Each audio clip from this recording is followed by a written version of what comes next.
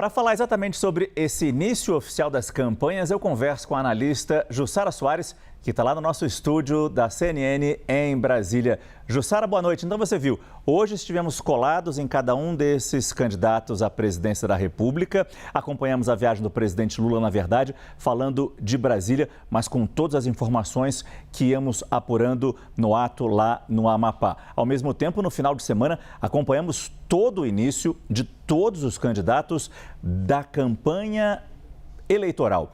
Então, daí eu te pergunto, Jussara, o que a gente pode perceber? Eles começaram de uma maneira bastante diversa em diferentes pontos do país, mas os temas tratados por eles foram mais ou menos os mesmos, né, Jussara? É isso, Márcio. Finalmente a campanha está na rua, apesar da gente estar cobrindo há muito tempo. Boa noite para você e a todos que nos acompanham.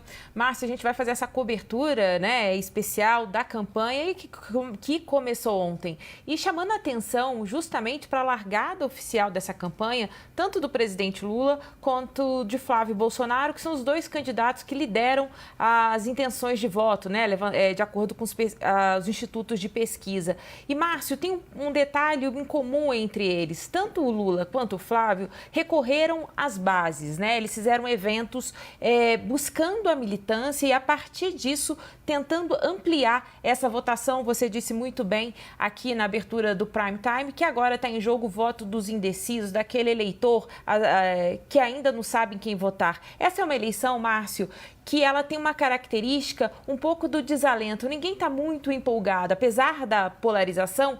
Quando você vai entender um pouco essas pesquisas, vai entender um pouco o que o leitor tem dito, é que não há uma campanha de muita emoção. Então, há um desafio também para os candidatos em tentar aproximar este eleitor. E aí é importante engajar as bases. O presidente Lula, ele voltou ao estádio do ABC, em São Bernardo do Campo, histórico pelas greves sindicais, que projetou Lula para político, enquanto Flávio Bolsonaro foi à praia de Copacabana, que é o seu reduto eleitoral do ex-presidente Jair Bolsonaro, e um local que ficou marcado por diversos atos do ex-presidente Jair Bolsonaro. Então, a partir disso, eles tentaram ali buscar a militância, falar para a militância, mas dar os seus recados que devem, Márcio, a gente acompanhar ao longo deste primeiro turno, da campanha do primeiro turno. E aí, claro, a gente já destaco aqui alguns pontos importantes.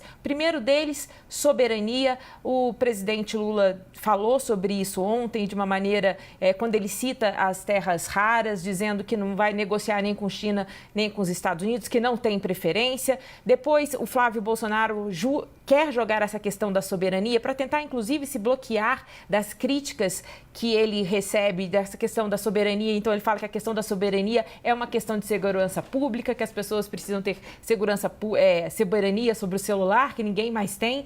Então, houve uma série de detalhes sobre isso. Além disso, a gente está falando de segurança pública, o presidente Lula volta a dizer que vai criar o Ministério da Segurança Pública se for aprovada a PEC da segurança. Flávio Bolsonaro volta a fazer um discurso linha dura, falando da equiparação das organizações terroristas, das facções brasileiras como organizações terroristas. E, claro, vem os acenos para públicos muito importantes nessa campanha, mulheres e evangélicos. A gente vê referências a Deus, a questão da religiosidade no discurso dos dois. No ato do presidente Lula, a primeira-dama Janja da Silva cantou um jingle com um cantor gospel. Flávio Bolsonaro, que tem uma dificuldade com o eleitorado evangélico, usou boa parte do seu discurso para também falar de políticas públicas voltadas para as mulheres. É basicamente por aí que eles devem se encaminhar nessa corrida eleitoral do quais eles lideram neste momento. Márcio.